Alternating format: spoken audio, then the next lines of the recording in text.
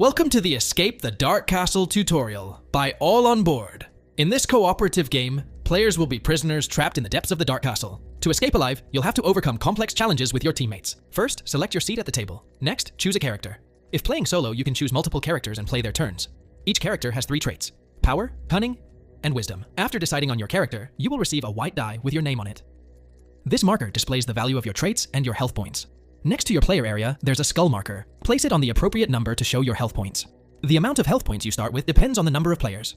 If an object or effect allows you to increase your health points, you cannot exceed your initial health points. The quick reference guide is located next to your player area, naming your die icons and other relevant information for consultation. The game does not follow a specific turn order. The group always discusses who flips the card from the castle deck and who goes first in combat resolution rolls. The castle deck consists of 15 randomly selected chapter cards, with the last being a boss card. The player chosen by the group clicks on the castle deck, and the clicked card will be revealed in all players' gaming areas. Additionally, a U marker will appear so everyone knows who flipped the card. Some cards will contain events and rules that only affect the player who flipped it. The player revealing a card from the castle deck will read the narrative text aloud. Then, you can consult what the challenge entails and what must be done to overcome it. Once resolved, the group chooses who will lift the next card from the castle deck, and this is repeated until the final boss is defeated. Some cards will have 2 options, and you need to choose one as a group. Only the player considered you can make the selection. Choose carefully, because once an option is selected, the other will be deactivated. Cards that trigger combat contain the following key information: narrative text and the special rules. The enemy health is divided into fixed enemy black die, and the additional black die needs to be rolled by each player in the game. This icon represents the damage dealt by the enemy. Card involving combat is revealed, the following happens.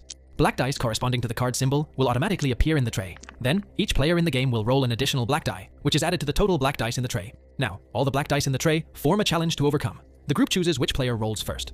The chosen player rolls their white character die and compares the result with the black dice in the tray. If the symbol obtained matches any of the black dice, we remove that black die from the tray. If a shield with 2 symbols inside is rolled, up to 2 black dice sharing that symbol are removed. Then, each remaining player rolls their white die and applies the same mechanism. If at the end of the last player's turn, there are still available black dice that have not been eliminated, the enemy will damage the players. Unless you have rolled a shield on your turn, players will subtract from their health points the number indicated on the card. They'll adjust their skull marker to their new health points. Only 1 player per combat round can rest.